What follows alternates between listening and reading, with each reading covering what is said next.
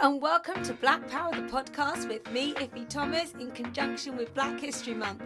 We're day 3 and I have somebody special for you. This guy, I've given it away, it's a man.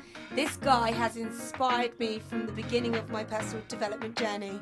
I have listened to him when I've been crying on my knees, and I've listened to him when I've been cheering and standing high on my feet. Mr. Les Brown.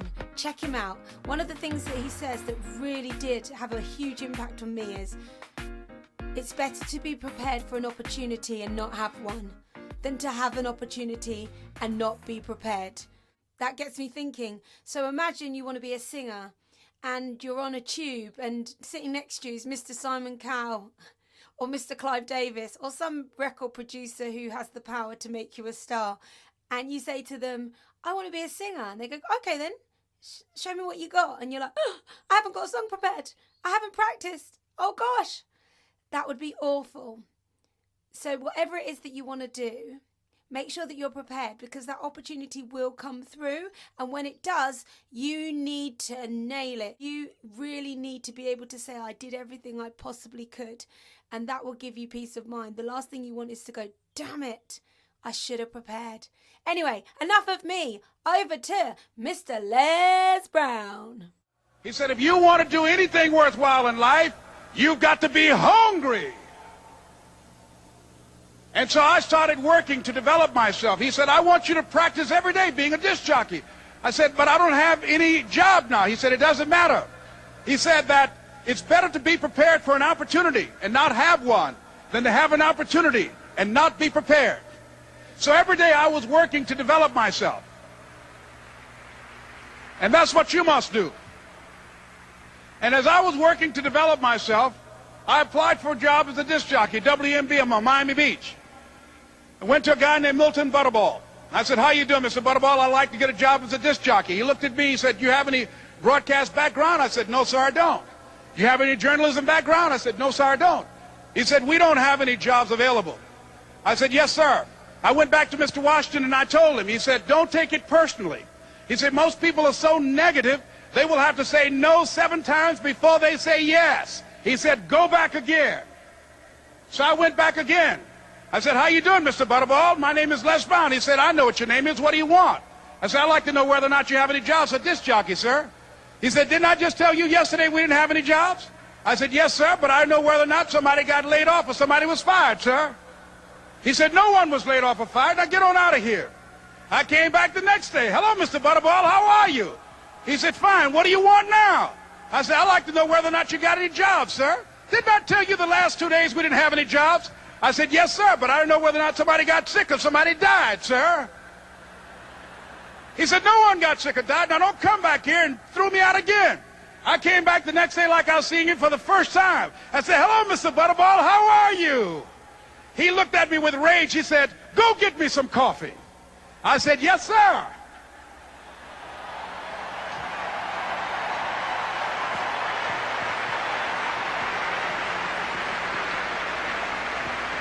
And I went to get him some coffee. After a while, I would give their lunch and dinner, and I would go in the control rooms and take the disc jockeys their food, and I would not leave until they would ask me to leave. Then they started trusting me to pick up entertainers that came to town. Entertainers like the Four Tops and the Temptations and Diana Ross and the Supremes. I would drive them all over Miami Beach in the disc jockeys' big long Cadillacs. I didn't have any driver's license, but I was driving like I had some.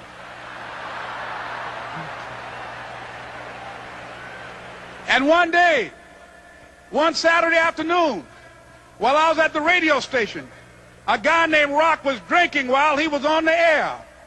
I was the only one there, looking at him through the control room windows, walking back and forth, young, ready, and hungry.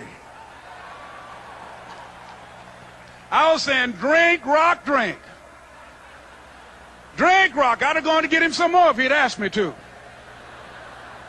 Pretty soon the phone rang, and it was the general manager. And I answered the phone. I said, hello? He said, Les, this is Mr. Klein. I said, I know. He said, Rock can't finish his program. I said, I know. He said, would you call one of the other DJs in? I said, yes, sir. I hung the phone up. I said, now he must think I'm crazy. I called my mom and my girlfriend, Cassandra. I said, y'all turn up the radio and come out on the front porch. I'm about to come on the air.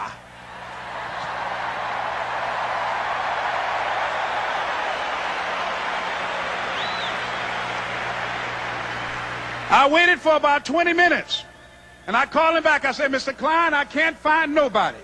He said, young boy, do you know how to work the controls? I said, yes, sir. He said, go in there and don't say nothing here. I said, yes, sir. I couldn't wait to get behind those controls. I put on an old Stevie Wonder record called Fingertips. I sat down behind that turntable. I said, look out, this is me, LB Triple P. Les Brown, your platter playing Papa. There were none before me, and there will be none after me. Therefore, that makes me the one and only. Young and single and love to mingle, certified, bona fide, indubitably qualified to bring you satisfaction, a whole lot of action. Look out, baby, I'm your love man. I was hungry. I love that. You gotta be hungry. You gotta dig down deep and gut it out again and again and again. And when you go through the tough times, if you get knocked down, if you can look up, you can get up. I love him. You gotta be hungry. You gotta be hungry. So hungry that you're starving for success. That's it. Love him. Love everything about him. Wow. If you want more of him, Google him and you'll find him and you can watch loads of his stuff. It's great. You've been listening to Black Power, the podcast with me, Iffy Thomas. This is in conjunction with Black History Month. I shine a light on people that inspire me to inspire you.